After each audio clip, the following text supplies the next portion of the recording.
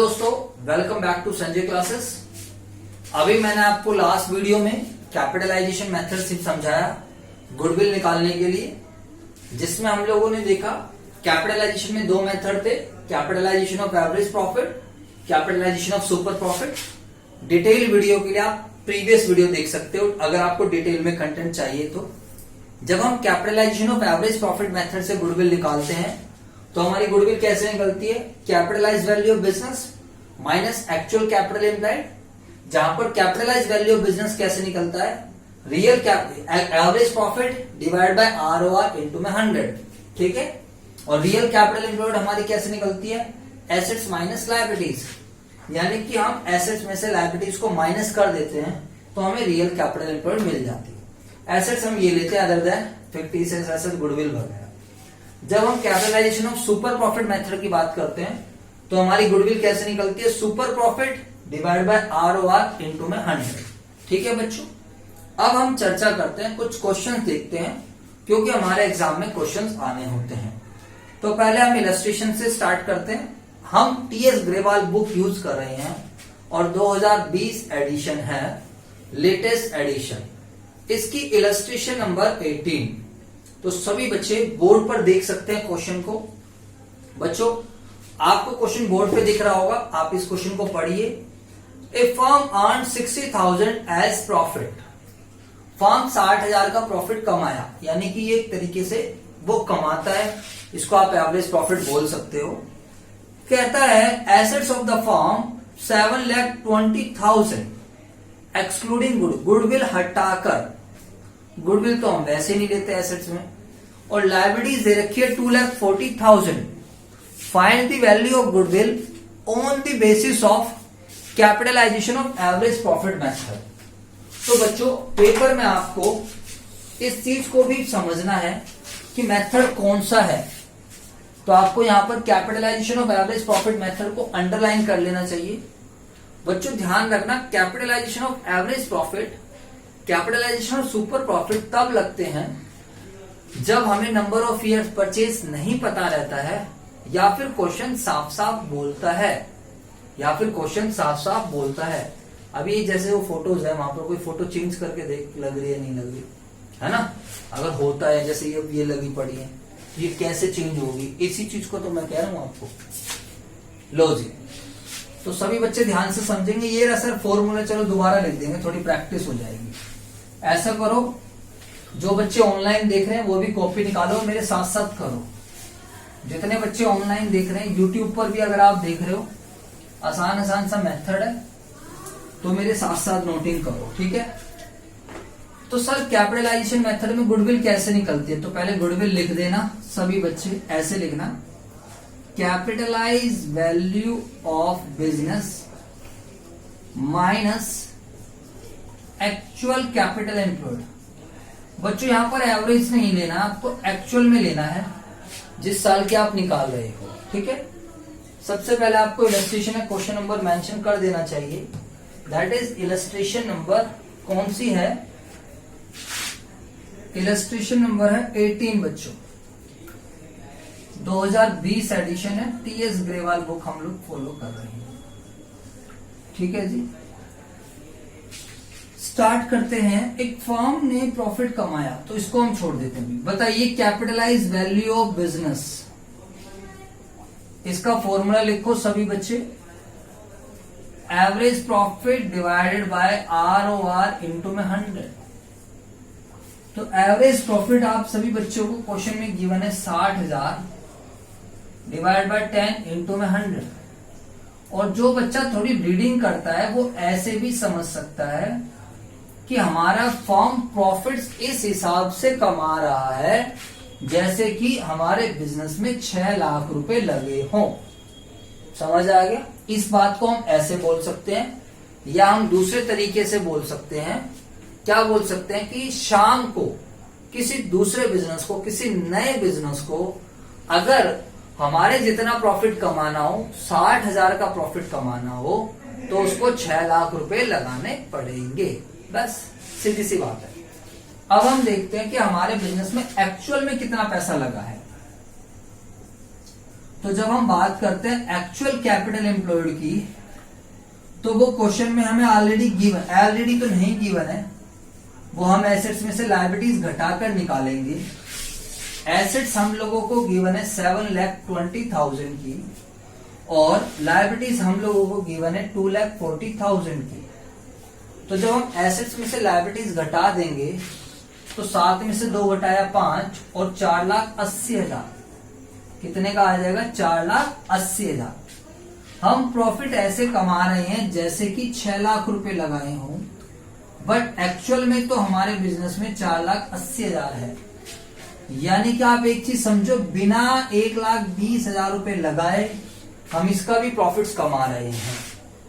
ये तो बात हो गई, बिना 1,20,000 रुपए कमाए हम प्रॉफिट्स 1,20,000 वाला भी कमा रहे हैं। तो वो जो 1,20,000 है, जो हिडन फैक्टर है, जो हमारे बिजनेस में नहीं लगा हुआ, still we are earning the extra profits, that is our goodwill. ठीक है, इस चीज को आप ऐसे समझ सकते हो, या आप ऐसे भी कह सकते हो कि दूसरे बिजनेस को अगर हमारे जितना प्रॉफिट कमाना हो, देखो दूसरा बिजनेस भी कैपिटल एम्प्लॉयड कितनी है? 4,80,000। तो दूसरा बिजनेस भी 48,000 तो कमाएगा ही। 4,80,000 का 10%, कॉन्सेप्ट भी समझा रहा हूं, 4,80,000 का 10% तो वो भी कमाएगा। तो 10% के लिए कोई गुडविल की आवश्यकता थोड़ी है। तुमने जो थोड़ा एक्स्ट्रा कमाया है वही तो तुम्हारी गुडविल है। तो तुमने 48 से एक्स्ट्रा क्या कमाया है? 12,000। सिंपल सुपर प्रॉफिट देखा जाए तो। अब अगर उसको ये एक्स्ट्रा 12 कमाना हो, उसको अगर ये एक्स्ट्रा 12 कमाना हो, तो उसे कितने पैसे लगाने पड़ जाएंगे? तो उसको लगाने पड़ जाएंगे 1,20,000। तो आप यहां पर capitalisation of average profit question ने बोला है, बट अगर मैं इसको कैपिटलाइजेशन ऑफ सुपर प्रॉफिट भी बना दूं तो आप क्या कर सकते हो बताओ? सुपर प्रॉफिट क्या हो जाएगा? एवरेज माइनस नॉर्मल, और एवरेज क्या है बताओ? 60,000। नॉर्मल क्या हो जाएगा? 48। सुपर हो जाएगा 12। गुडविल क्या हो जाएगी? 12,000 डिवाइड बाय ROR इंटू 100, यानी कि गुडविल आ जाएगी 1,20,000। ठीक है, तो चाहे कैपिटलाइजेशन ऑफ एवरेज प्रॉफिट करो, चाहे कैपिटलाइजेशन ऑफ सुपर प्रॉफिट करो, आंसर आएगा सेम। क्या बात है सर, मजा आया क्वेश्चन करने में? क्वेश्चन तो इजी है एंड थोड़ा आपने हमें समझाया भी।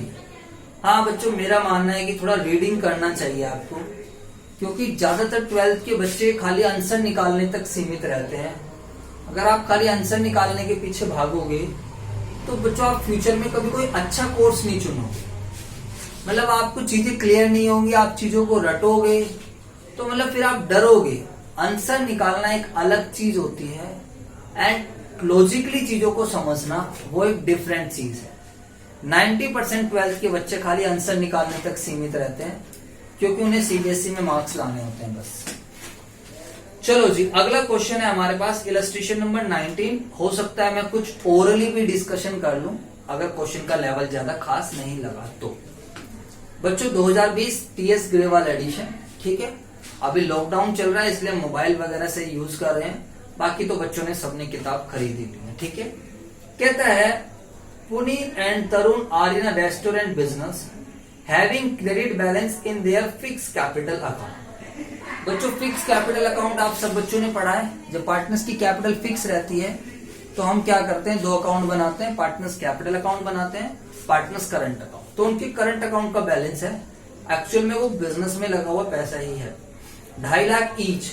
आप ईच वर्ड को अंडरलाइन कर सकते हो। ईच का मतलब दोनों का 2.5 लाख रुपए है। उनकी कैपिटल का बैलेंस है इतना। They have credit balance in their current account. उनके करंट अकाउंट में भी बैलेंस है। इसके लिए आपको चैप्टर 2 की अंडरस्टैंडिंग थोड़ी बहुत होनी चाहिए। एक्चुअली जब पार्टनर्स अपनी कैपिटल को फिक्स रखना चाहते हैं तो 2 अकाउंट बनते हैं, capital account, current account. Business जो भी चीजें पार्टनर्स को देता है वो करंट अकाउंट में जाता है, और जो पार्टनर ने खुद ने पैसा लगाया वो कैपिटल में पड़ा रहता है। तो एक्चुअली अब देखा जाए तो मान लो पुनीत का 2.5 लाख रुपए तो कैपिटल में पैसा पड़ा है और करंट में भी क्रेडिट बैलेंस है। इसका मतलब पुनीत ने बिजनेस को टोटल कितने पैसे दे रखे हैं, 2,80,000। इसका मतलब बिजनेस के पास पुनीत का 2,80,000 रुपए की लायबिलिटी है। आपको बिजनेस के पॉइंट ऑफ व्यू से सोचना है, पुनीत के पॉइंट ऑफ व्यू से नहीं सोचना है। ऐसे दूसरे बंदे का देखते हैं तो तरुण के भी 2.5 लाख रुपए कैपिटल के लगे पड़े हैं और तरुण के 20,000 रुपए किसके लगे पड़े हैं, उसके करंट अकाउंट का बैलेंस पड़ा है। ठीक है सर, आगे चलो। They do not have any liability, they are regularly earning profits and their average profit of last 5 years is 1 lakh. Okay sir.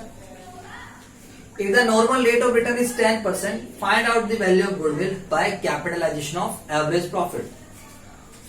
तो बच्चों अगर मैं आपको इस क्वेश्चन में निकालूं कैपिटलाइजेशन ऑफ एवरेज प्रॉफिट से गुडविल कैसे निकलेगी, कैपिटलाइज वैल्यू ऑफ बिजनेस, ठीक है, और क्या चाहिएगा हमें बच्चों बताओ,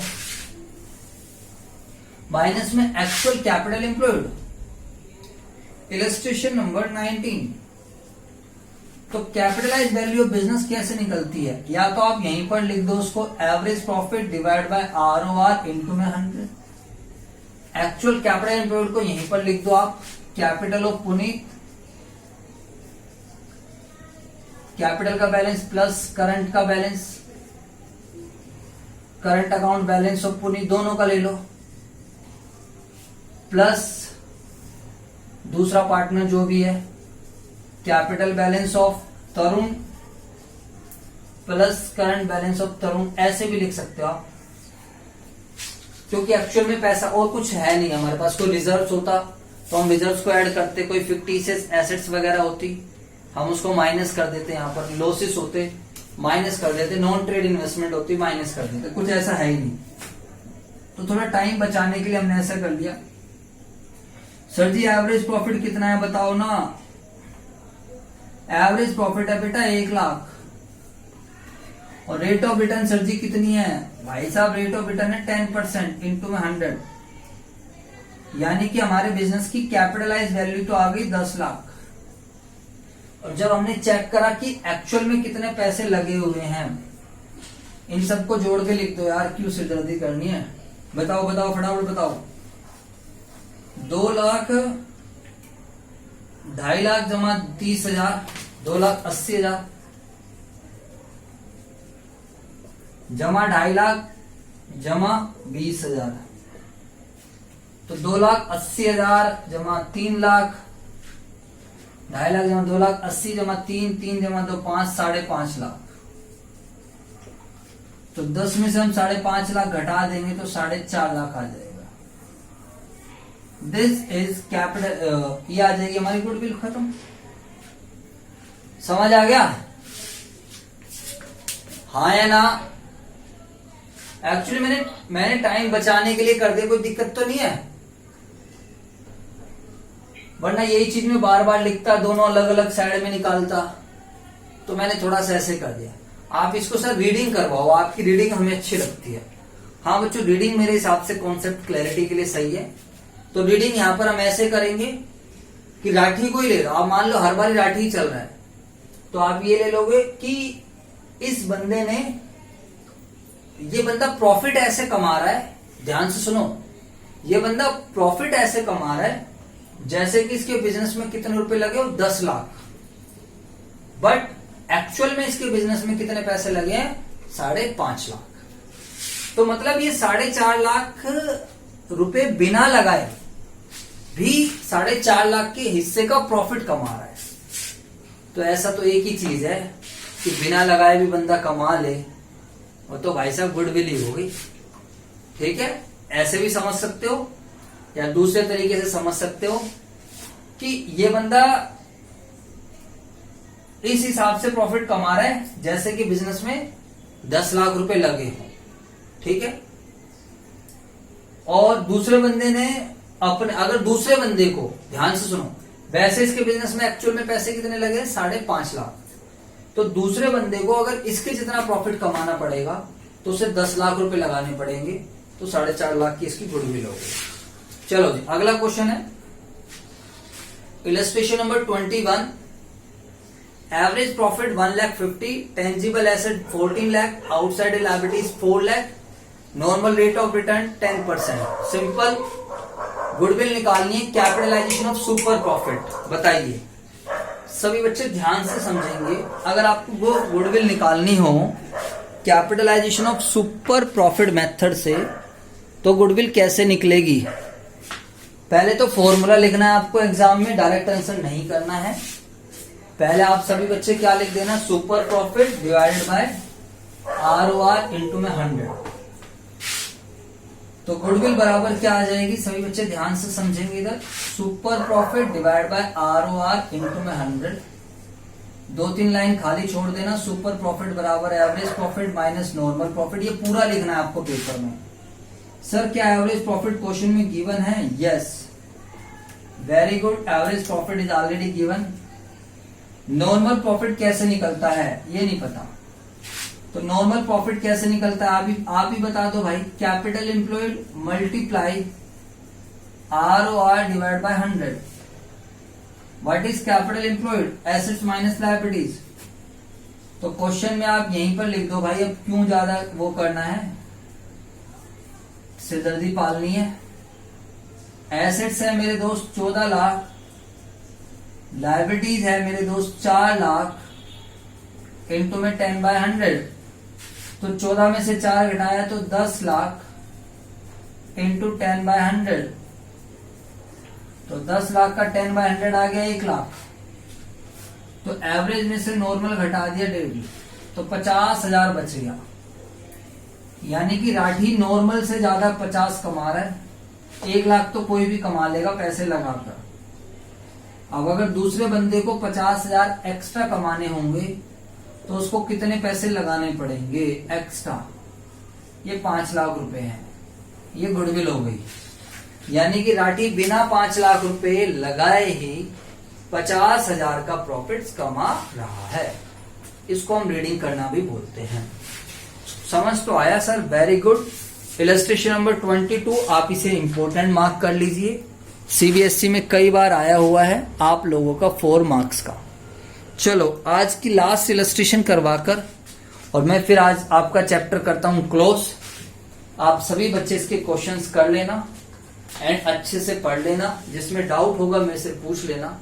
अगली क्लास में हम अपना नया चैप्टर स्टार्ट करेंगे जिसका क्या नाम होगा, चेंज इन PSR। आज की लास्ट इलस्ट्रेशन, पेपर में कई बार ऐसे क्वेश्चन आते हैं। A business has earned average profit of 1 lakh during the last few years and the normal rate of return is 10%. Goodwill निकालो। Capitalization of super profit. Super profit method if goodwill is valued at 3 years purchase. Sir हम कर लेंगे, इतनी कोई problem नहीं है। एक में कैपिटलाइजेशन मेथड लगाना है और एक में number of years purchase given है और एसेट दे दी, लायबिलिटीज दे दी। तो डायरेक्ट करते हैं हम क्वेश्चन को। पहले हम एसेट्स में से लायबिलिटीज घटा देते हैं तो हमें कैपिटल एम्प्लॉयड मिल जाएगी। 10 में से 1,80,000 घटाया तो आई थिंक 8,20,000 आएगा। 8,20,000 हमारी कैपिटल एम्प्लॉयड हो गई। कैपिटल एम्प्लॉयड की मल्टीप्लाई ROR से करी तो नॉर्मल रेट ऑफ रिटर्न उससे आ गया नॉर्मल प्रॉफिट। तो 8,20,000 मल्टीप्लाई नॉर्मल रेट है 10%, नॉर्मल रेट ऑफ रिटर्न है 10%। तो मेरे दोस्त नॉर्मल प्रॉफिट हो गया 82,000 का। नॉर्मल प्रॉफिट कितने का हो गया? 82।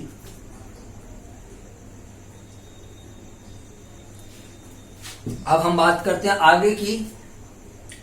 वो बंदा एक्चुअल में प्रॉफिट कमा रहा है 1 लाख, तो हम 1 लाख में से 82,000 घटा दें तो हमारा सुपर प्रॉफिट आ रहा है 18,000। 1 लाख में से 82 घटा दो तो सुपर प्रॉफिट 18। अब तो सिंपल हो गया। सेकंड वाले में 18,000 की मल्टीप्लाई किससे कर देना? 3 से। सेकंड वाले का आंसर आ गया 54,000। फर्स्ट वाले का आंसर आ गया 18,000 डिवाइड बाय ROR इंटू में 100 और डिवाइड बाय ROR कितना है? 10% इंटू में 100 यानी कि 1,80,000। क्या बात है, क्या बात सर, आपने तो ओरली सोल्व कर दिया, अवामी सोल्व कर दिया। हाँ बच्चों, तुम छोटे बच्चे हो इसलिए तुम्हारे लिए बोर्ड पे करना पड़ता है, वरना तो चीजें हो जाती हैं कई बार। अब सभी बच्चे ध्यान से सुन लेंगे। इलस्ट्रेशन नंबर 23 इंपॉर्टेंट है। इलस्ट्रेशन नंबर 24 जो मैं समझता हूं सबसे ज्यादा इंपॉर्टेंट है, मैं हमेशा टेस्ट में डालता हूं इलस्ट्रेशन नंबर 24। तो इसको इंपॉर्टेंट मार्क कर लीजिए। चैप्टर हो गया खत्म। अब इसके सभी बच्चे सारे MCQ कर लेंगे, सारे fill in the blanks, objective सब कुछ कर लेंगे। अगली बार जो इस संडे को टेस्ट होगा, इस बार एमसीक्यू भी आएंगे। ध्यान रखना आप सभी बच्चे, क्योंकि इस बार सीबीएसई का पैटर्न चेंज हो चुका है। लास्ट टाइम ही चेंज हो गया था। उसमें 20 नंबर के एमसीक्यू भी आते हैं। जिन बच्चों को एमसीक्यू नहीं पता है, मल्टीपल चॉइस क्वेश्चन, एक क्वेश्चन रहता है, उसके 4 ऑप्शंस रहते हैं और जो मन करे उस पर गोला लगाना होता है। ठीक है बच्चों, तो अब जो भी आपका फेवरेट हो, ए बी सी डी, जो भी आप जैसे मन करे आप कर सकते हो फिर उसको। ठीक है, हाँ। तो आज की वीडियो में हम इतना ही करेंगे। आई होप आप लोगों को कंटेंट अच्छा लगा होगा, वीडियो अच्छी लगी होगी। गुडविल चैप्टर को हम क्लोज करते हैं। शायद मैं ये क्वेश्चंस की वीडियोस डालूं यूट्यूब पे या नहीं, वो बात की बातें हैं। बट हाँ, अगर आपको कोई भी डाउट है, इस नंबर पर व्हाट्सएप के माध्यम से जरूर पूछ लेना। ठीक है, एंड हमारे टेलीग्राम चैनल को जरूर सब्सक्राइब कर लो, आपको बहुत बेनिफिट मिलेगा टेलीग्राम चैनल से। डिस्क्रिप्शन में आपको और एक चैनल हो रहा है अकाउंट्स 100%, उसका लिंक मिल जाएगा, वहां जुड़ जाइए।